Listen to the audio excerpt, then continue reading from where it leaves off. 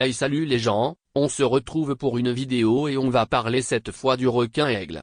Oui, vous avez bien entendu, le requin-aigle, cette magnifique créature du Crétacé supérieur. Je sais ce que vous imaginez quand je dis requin-aigle, mais non, ça ne ressemble pas à ça. Voici des vraies photos du Lachylolamna millarcae.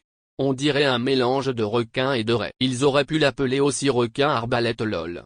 Bref, passons au sérieux. Lachylolamna est un genre éteint d'élasmobranches ressemblant à des requins et provenant de la formation Agua Nueva du Crétacé supérieur, Turonien, au Mexique. Le genre ne contient selon les connaissances actuelles qu'une seule espèce, Achylolamna millarcae, qui est également connue sous le nom du requin-aigle. Ce dernier est l'unique représentant de la famille des Achylolamnidae, qui a été provisoirement attribué aux requins maquereaux. Alors que l'Achylolamna est considéré comme un élasmobranche, sa taxonomie est contestée car, bien que l'holotype soit un fossile corporel bien conservé, aucune dent n'est connue, ce qui est important pour déterminer les affinités taxonomiques des requins fossiles. Il pense qu'elles se sont déchaussées à la mort de l'individu, bien qu'elles puissent aussi être conservées plus profondément dans la matrice.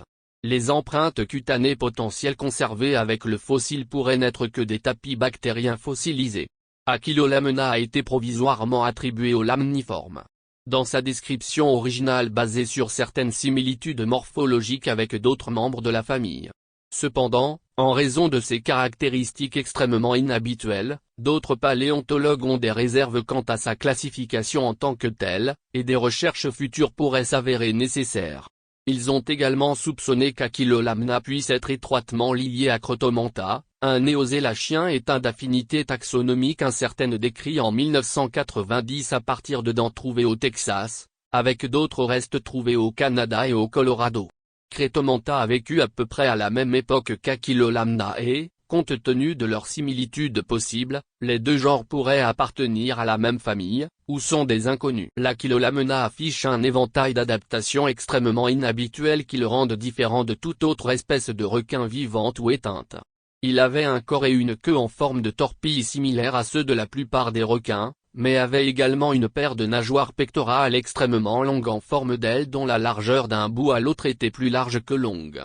Celle-ci, combinée à sa tête large, ont conduit à l'hypothèse qu'Achylolamna était un filtreur planctivore, suggérant une forme d'évolution convergente avec un plan corporel semblable à celui d'Eremanta, apparu des millions d'années plus tard dans les archives fossiles.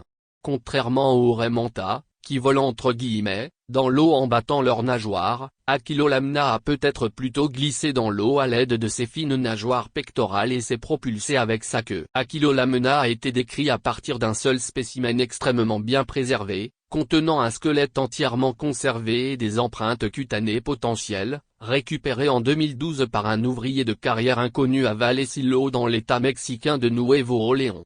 Le spécimen a attiré l'attention de l'enseignant local Margarito González, qui a collecté et préparé le spécimen. Au cours des années suivantes, le fossile a reçu une attention croissante lors de conférences paléontologiques, et a finalement été décrit récemment en 2021. L'article décrivant la nouvelle espèce était problématique car les auteurs affirmaient que le fossile se trouvait dans un musée public, alors qu'en réalité il faisait partie de la collection privée du politicien Mauricio Fernández Garza. Les auteurs ont également été accusés de colonialisme scientifique parce qu'ils n'ont pas travaillé avec des paléontologues locaux, comme l'exige l'Instituto Nacional de Antropología e Historia, l'Agence nationale de régulation de la recherche paléontologique au Mexique. Achylolamna vivait probablement dans la zone pélagique pendant la période du Turonien du Crétacé supérieur, il y a environ 93 millions d'années. Il suppose que la formation dans laquelle il a été trouvé, l'Agua Nueva, est composée de sédiments déposés dans la partie extérieure d'un plateau continental peu profond.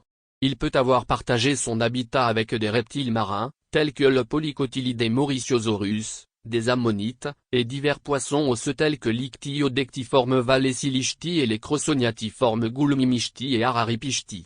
Le principal prédateur de l'écosystème était probablement le grand requin Maquereau Crotoxyrina. La lignée d'Aquilolamna a peut-être disparu à la suite d'un déclin des populations de plancton provoqué par l'acidification des océans dû à l'événement d'extinction du Crétacé paléogène, les rémoboulides et d'autres bathoïdes remplissant plus tard la niche écologique laissée vacante par son extinction. C'est la fin de la vidéo les gens, j'espère elle vous aura plu autant qu'à moi de la faire. N'oubliez de lâcher un like et de t'abonner pour soutenir la chaîne. Sur ce je vous dis à bientôt pour une toute nouvelle vidéo.